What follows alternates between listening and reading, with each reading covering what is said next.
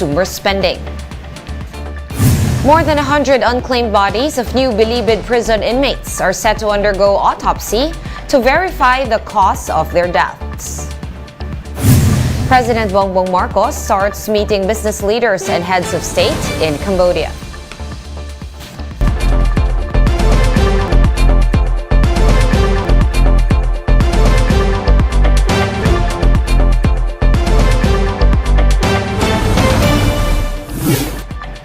Fast, focused, and fearless. Here's a roundup of stories we're watching now. I'm Sean Yao. At least 120 unclaimed corpses of Bilibid inmates are up for autopsy.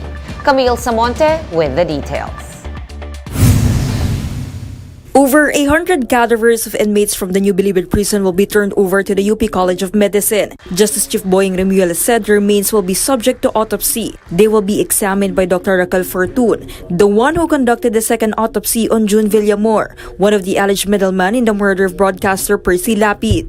We will try to locate the families first, ask for their permission, if possible. Kasi papa-autopsy muna natin, and then, if possible, just be used for the pursuit of science. This came after authorities discovered some 176 unclaimed bodies at Eastern Funeral Homes in Muntinlupa. This is the same place where Villamor was brought to last month. Part of mismanagement kasi bakit naman naipon ng ganung kadami na yung mga patay na hindi na iaparating sa mga kamag-anak. Katapang added that it is also possible that these deaths were deliberately not disclosed to their next of kin. Kasi nga dapat ipinapublish yan para na widest dissemination. Pero hindi ito na-publish, sir. Hindi nga, kasi nga nilihim o whatever, no? O walang sistema. Yun na, walang protocol Dr. Henry Fabro of the NBP hospital is now being investigated. Fabro is the one who conducted the initial examinations on the inmates' bodies. Meanwhile, at least 10 of 176 unclaimed bodies of inmates have been buried at the NBP cemetery. They died from illnesses, including respiratory and heart failure. Authorities said their bodies may be exhumed if their families wish to have them examined. For News 5, Camille Samonte, We Are One News. The camp of slain broadcaster Percy Lapid maintains that there is strong evidence linking suspended Bucor chief Gerald Bantag to the murder. Mabasa family lawyer attorney Berteni Kausing told the big story that circumstances of the case point to Bantag's involvement in the kill order.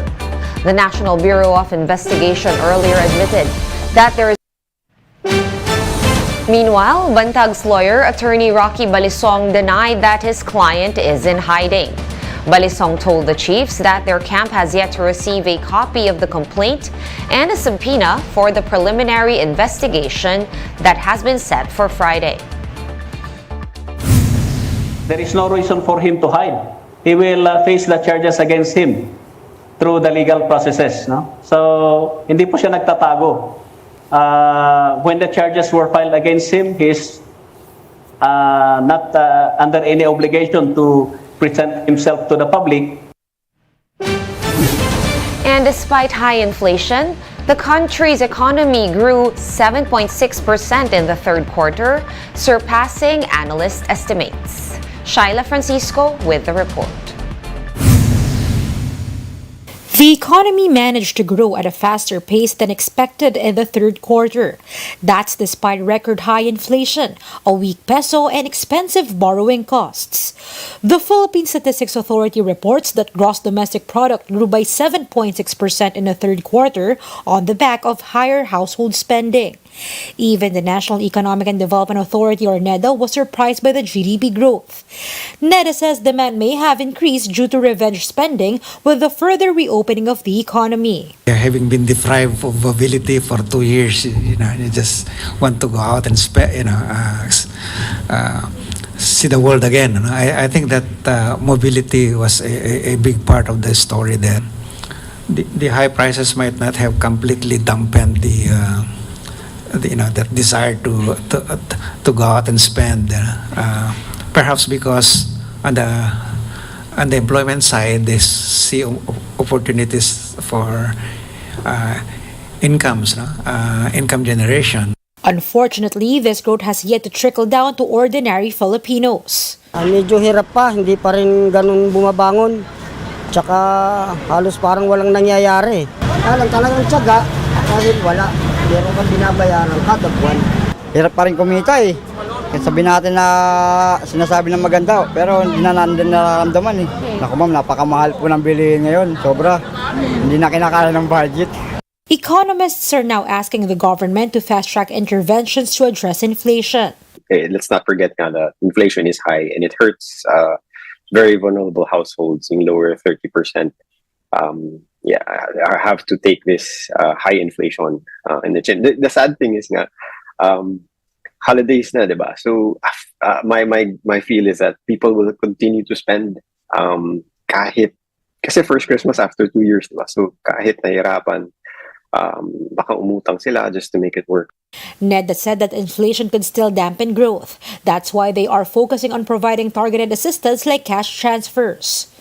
If we can focus on improving that, I think we can do well. Then that's why we are ramping up the digitalization, the national ID, because that will help us ensure that we reduce and we can improve our ability to deliver the ayuda to the most deserving, most vulnerable. Despite the threat of high inflation, the government is optimistic that the economy can hit the 6.5% to 7.5% growth target set for this year.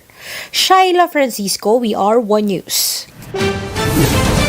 We're gonna pause for a quick break, but we will be back with more stories after that. Keep it here on One News.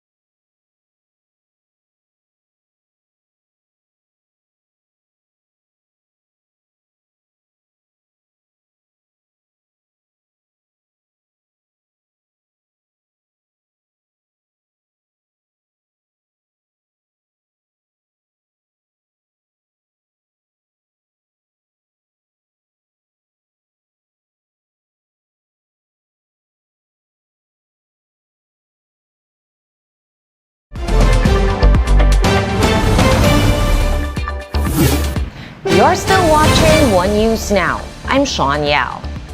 President Bongbong Marcos spent his first day in Cambodia for the ASEAN Summit, talking to business leaders and heads of state. Mayan Los Baños with the report. President Bongbong Marcos landed in Phnom Penh, Cambodia last night for the 40th and 41st Association of Southeast Asian Nations Summits. During the flight, President Marcos said he expects to tackle several issues, including the militarization in Myanmar and the continued tension between China and Taiwan. The president also hopes to have a clearer code of conduct in the West Philippine Sea among claimant states.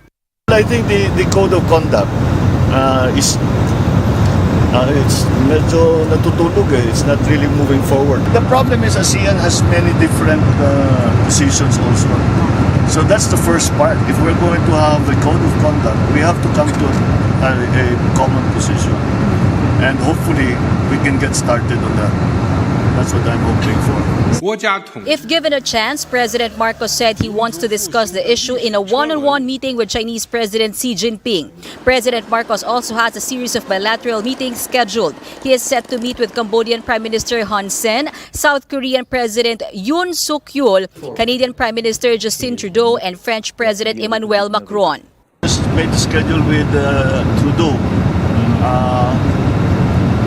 Pero ano lang yun, because I've never met him, so I suppose it's just going to be a introductory one. Macron of France, I've spoken to him twice already.